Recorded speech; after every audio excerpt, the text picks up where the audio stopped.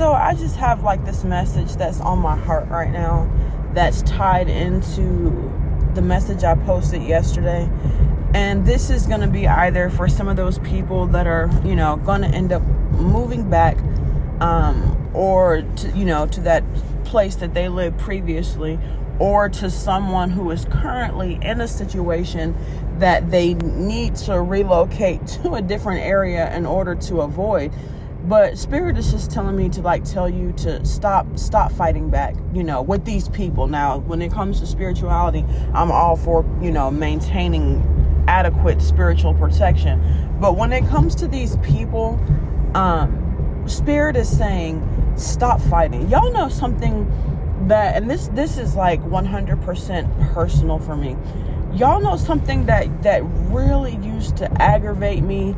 Aggravate me to the point of tears, is when you have someone, and it's like that energy that I'm getting from that person, and just the delight that this person is sitting in, because they know, they're spinning a false narrative, and they know that people are buying into their false narrative, and the joy and delight that they are just reveling in, knowing that they are the ones that are causing people to feel a certain way about you, even though it's not true.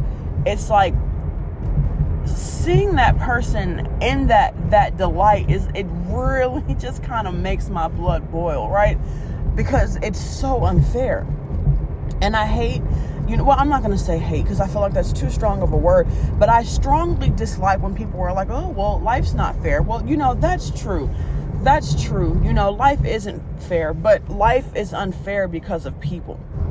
You know what I mean? Because of people, the things that people do, the decisions that people make. I'm even hearing the policies that people make. People are the reason that life is not unfair. It has nothing to do with earth. It has nothing to do with just the day to day. It is literally people. People are the reason why life is unfair. And I really hate when people try to offer that as an excuse of, well, life is just not fair, when, especially in cases where there's a specific person who's doing something, who knows that what they're doing is causing turmoil for someone else. Don't give me that BS about life is just not fair sometimes, when there are things that can be done, so that someone or both parties can benefit, but that's neither here nor there. But the message that I'm getting is stop fighting back. And I was trying to say earlier, I've been through this personally, and I know how much it hurts. You know what I mean? I know how much it hurts to have someone spread lies about you. I know how much it hurts to have someone manipulate situations to make you out to be the bad person.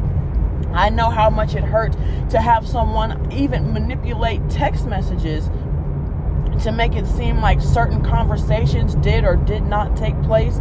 I know how much it hurts. It hurts to a point of rage. It hurts to a point of tears and to a point of rage. And I can tell you from personal experience, getting so upset that you get angry and then lashing out only, first of all, it only further fuels that person.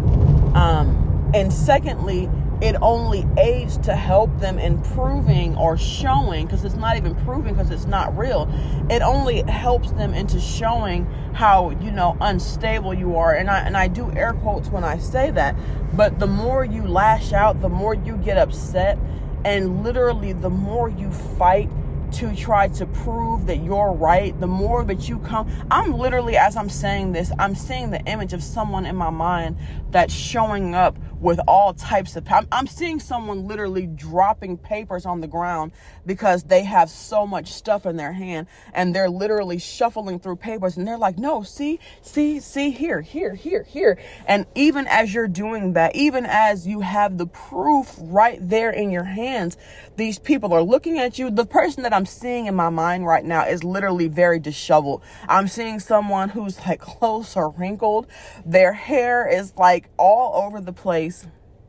And they just look so disheveled, and they're dropping papers. And even though they have the proof right there in their hands, people are looking at this person. They're looking at their demeanor. They're looking at how they're acting. They're seeing how they're like shaking, trying to hand stuff. They're seeing how messy they look, and they're not even taking the time to read what this person has. This person literally has all the evidence right there in their hands, but I'm seeing someone literally like pat this person on the back and being like, it's okay, and literally turning this person around without even taking the time to read. And it's so sad. It is so sad, because literally I'm seeing all the proof that they need is right there in front of them, and they're not even taking the time to read it because they are so consumed with how this person looks and like the mental state that they perceive this person to be in. And it's so ridiculous, because y'all know when it comes to like certain personality types, right? Sometimes, you know, people tend to go, and this is a reason why I don't like Judge Judy, and I don't mean to like, put any, talk about any sort of like entertainment industry or anything, but Judge Judy is so harsh, and I'm literally judging off of like one or two cases that I've seen. But I remember watching this episode of Judge Judy like years ago, where these two people were sitting there, and you have the plaintiff, you have the defendant, and they're sitting there and they're telling their side of the story, what happened. And I literally remember at the very end of the case, Judge Judy saying, I'm going to go with the defendant here because their story makes more sense to me. They were like to the plaintiff, your story makes no sense. I don't believe somebody would do something so stupid. It doesn't make sense. The defendant's story makes more sense. So that's why I'm going to go with the defendant. And I remember that, like, just even hearing that, I turned off the TV and I legit had to just walk away, because I was like, first of all, the fact that we have one person that has so much power is beyond me anyway. But I remember like just being flabbergasted, because I'm like, like sometimes we do things that don't make sense. Sometimes as humans, sometimes as people, we literally do stupid things. I cannot count how many times especially in my younger years, how many times I've done stupid things. I cannot tell y'all how many times I've done things only as I'm older and I look back and I think, man, if I just would have done this differently, how different things would have turned out. But a lot of times we do things based off emotion and not necessarily logic. And sometimes we just do things out of foolishness. I mean, it happens. I'm hearing sometimes we do things out of love that may be foolish. A lot of times we do things out of love that may be foolish. But, things happen. And, as people, we don't always make the best decisions. And like Spirit is telling me right now, like, that's how this person is playing it. And y'all want to know something? The reason that so many of these people get away with spinning the narrative that they do is because they take the time to perfectly craft their side of the story into one that makes more logical sense. Does not matter that it's not true. They take the time to fine tune and to spin the details into a version that makes more logical sense. And that's why these people tend to believe their side of the story, because they're like, oh, well, what they're saying makes sense. What you're saying makes no sense. Like, why would you do that? Or why would they do that? What the other person is saying makes more sense. So that's why we believe the other person. And that's literally what I'm getting here. And the crazy thing about it is, the more you try to fight to prove that you're right, literally the crazier you end up looking. And it is as someone who has been through that, Like I said in like previous videos, I'm not the type of person to just randomly call people narcissists. But as someone who has dealt with someone, dated someone who had some strong narcissistic traits, it is frustrating, literally to the point of tears, when you're trying to explain to people what actually happened, what really happened. But 9 times out of 10, the narcissist is going to get to them first. That person is always the person who's, I'm not going to say narcissist, the person who is spinning the false narrative always is the one, 9 times out of 10, not always, is 9 times out of 10 the one to get in front of it first, meaning to give their side or their version of the story first. So you literally end up in this situation where you feel the need to have to fight to prove your side of the story, to prove that you're right. And the saddest part about it is the more you fight to prove it, the crazier you end up looking, which really just makes people want to believe this other person more. You know what I mean? And I've been there. And it literally will have you cry. I cannot tell y'all how many times I've cried because I'm sitting here and this person knows that they're lying. And to be in a situation, you know, without being too specific, where you have to interact and you have to face this person because you're forced to interact with them, even if it's just until you can get away. And to have to interact with this person and sit there and look this person in the eye, and to have this person literally look at you and smile when they know that they are the ones that are lying, and they know they are the ones spinning this false narrative. It is literally enough. And I do not advocate violence. But if I've ever wanted to put my fist across someone's face, I promise you, it is enough to, I'm hearing, I'll take you there. It is enough to take you there. But spirit is like literally like the best way that you can combat something like that. Like seriously, the only way that you can combat something like that is to, one, get as far away from this person as you can. As long as this person does not have access to you and does not know what's going on in your life, they can't spin the narrative. They can't spin that, because I'm literally seeing someone who's still going around trying to tell people, oh, this person, this person, this person, that. And people that know you or that at least have spoken or seen you recently, they're now seeing that, hey, that's not true. Like I literally just saw this person, I'm hearing someone say a week ago, and they're doing excellent. They just did this, they just did that, they just got this new promotion. So now for the first time, they're seeing that, hey, what this person is saying. And really, I'm hearing spirit being like, all it takes is that one person. All it takes is, spirit is literally like, you don't know how we're going to move other people in your life. Spirit is literally sitting here like, you don't know how. And I'm literally feeling someone that's on the edge of tears, because as I'm recording this, I literally am trying to like fight back tears, because I get someone that is on the edge of tears. And spirit is like, you don't know how we're going to move things in your life. That unlikely person, that person that you barely even speak to, that person that you literally ran into at the grocery store and y'all just spoke for about 10 to 15 minutes catching up, that's going to be the person that your ex is going to run into. And that's going to be the person that your ex is going to try spinning these narratives to. And that is going to be the person who is going to be like, I know that this person is lying. And that is going to be the person who's going to in turn go back and start telling people, hey, I have proof now that this person is in fact the one that's lying. Spirit is telling you, you don't know how we're going to move things in your life. But what we need for you to do is to stay clear. We need you to hold fast and stay clear. We need you to stay away from this person so that we can move some things around, because I know it's hard. Spirit is telling you, like, I know it's hard. I'm telling you, I know it's hard. When you're dealing with someone who you know is trying to ruin you, for no other, and for some reason I'm getting for no other reason than they can't have you. And that might just be me talking from my personal experience, but literally trying to ruin you for no other reason than they can't have you, or they can no longer benefit from you. The Spirit is telling you, I'm hearing the song, hold on, change is coming, everything is going to be all right. Spirit is saying we are moving on your behalf, but we need you to hold steady and hold fast, right? Y'all, I'm sorry, I had to put it on a brief hold. Y'all, I'm one of those people, and I'm doing better with my eating right. I promise I am.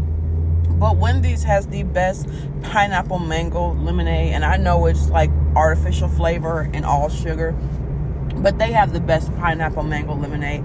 And I'm 100% one of those people that if I'm on the phone, I have to mute the phone when I'm ordering something. Even if I'm just getting a lemonade and like a small fry, I 100% have to mute the phone when I order something. I remember my ex, not the one that I'm speaking about in this message, but another one that I dated, he was military.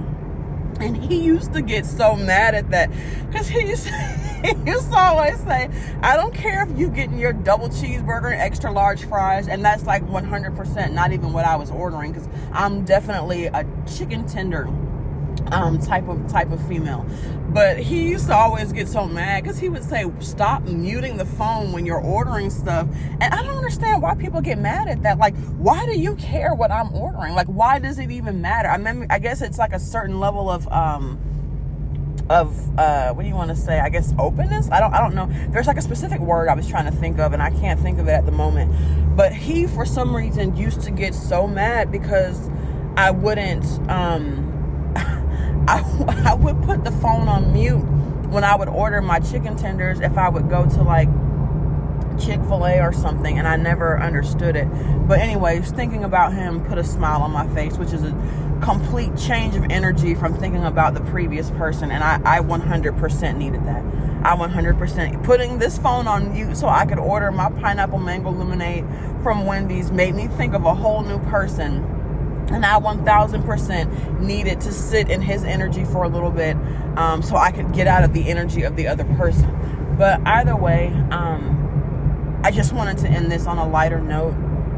I just want to say that Spirit is working on your behalf. Spirit is working on your behalf, and they need you not to go back into that same revolving circle. You know, Spirit is saying we are moving things, and it's going to be the most unlikely person, literally the most unlikely person that is going to help make all of this right. But Spirit needs you to be patient, to be calm, and above all, Spirit needs you to just work on you, to just do things for you.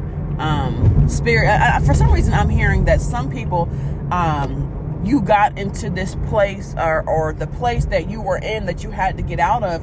I'm hearing you got into that place because you were putting others before yourself, and because you were trying to be there and do things for others, and then others weren't there for you the way that you needed them to be.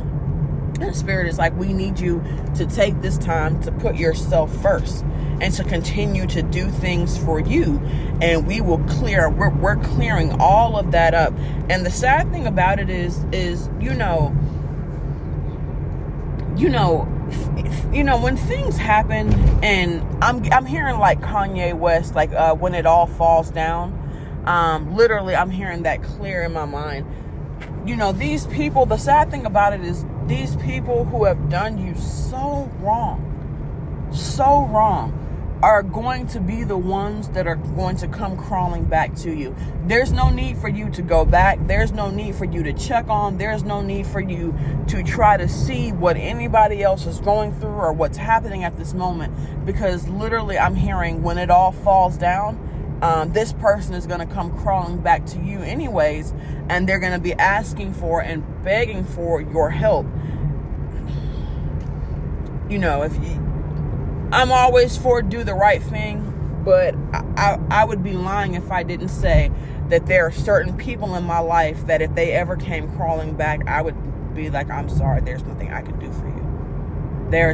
I'm not going to make it worse, because I do believe in karma. I'm not going to make it worse, but there is absolutely nothing that I can do for you, right? But if you want to be the earth angel that you are and take the high road and help this person out, it's really just going to show how much of an angel you really are. And to be honest, it's really going to be that kick in the gut that this person needs, or that final kick in the gut that this person is going to get, that after everything that they've done to you, you were the one to help them out when I'm hearing the SHIT hit the fan. But y'all, that's literally that. I'm gonna go ahead and end that there, especially while I'm feeling good. I'm gonna go ahead and end that there. But yes, Spirit is telling you to stop fighting back. Stop fighting back. Spirit just needs you to hold fast and hold steady, because they are moving things on your behalf. Thank you for listening. Bye.